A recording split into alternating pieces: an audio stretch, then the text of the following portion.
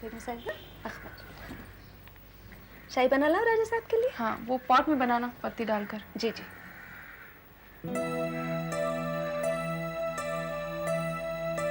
या खुदा, क्या पागलपन है।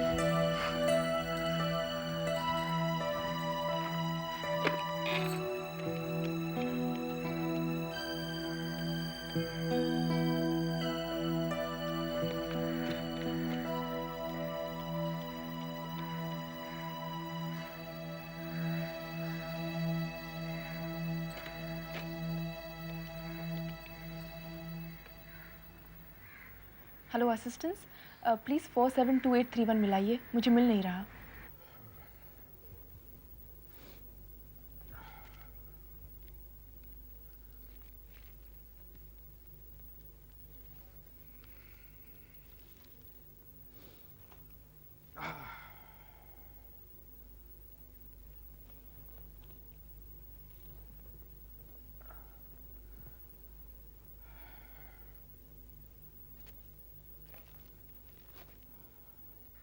जी,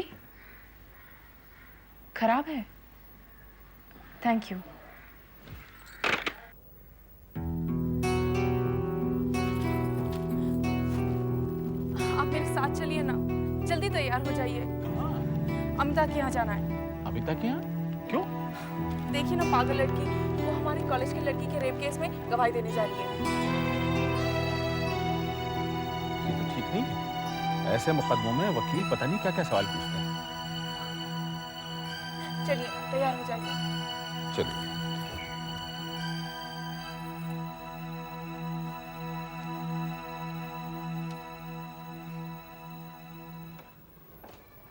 सर मैं आ सकता हूँ?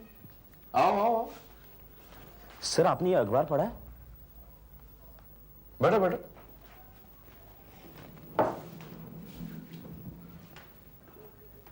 नहीं ये तो नहीं पढ़ा, लेकिन ऐसे वाकयात होते रहते हैं, लोग ऐसा करते रहते हैं। लेकिन क्यों सर? अगर इस्लाम 4 शादियों की इजाजत देता है तो ये लोग क्यों कहते हैं कि इजाजत नहीं है? क्या कुरान शरीफ में ऐसा नहीं लिखा? लिखा है, सूरत नसम में इरशाद फरमाया गया है कि 4 शादियां की जा सकती हैं। लेकिन कुछ लोग उन हालात का जिक्र करते हैं जिन हालात में ये आयत नाज़िल हुई थी। वो इशारा करते हैं ग़ज़वा अहद की तरफ, ओहद की लड़ाई। ओहद की लड़ाई? ये क्या है? ओहद की लड़ाई रसूलुल्लाह के जमाने में लड़ी गई थी।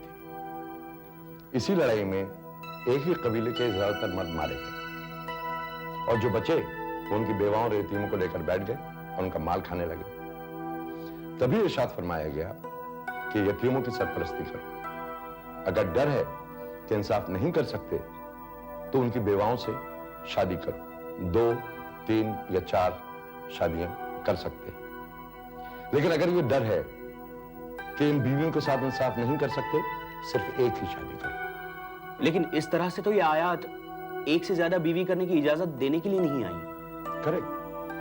आलिमों ने साफ कहा है कि जंग में शहीद होने वाले लोगों के बच्चों के मसले को हल करने के लिए यह आयत नाजिल हुई है।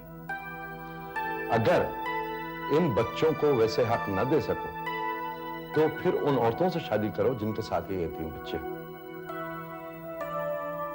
सर तो फिर अखबार में इन लोगों ने जो लिखा है। जल्दबाजी नहीं करो, खुद कुरान शरीफ पढ़ो और दूसरों को पढ़ाओ।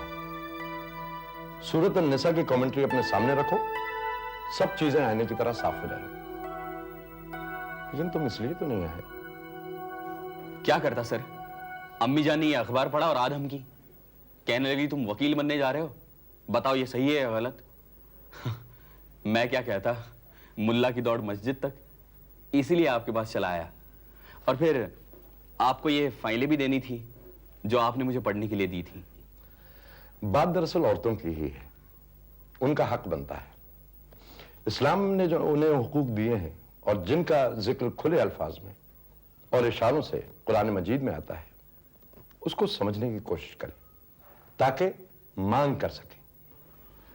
4 शादियों से अगर बच्चे बसने की बजाय उल्टे यतीम हो जाते हैं तो फरियाद तो करनी पड़ेगी, कुरान मजीद का हवाला तो देना पड़ेगा।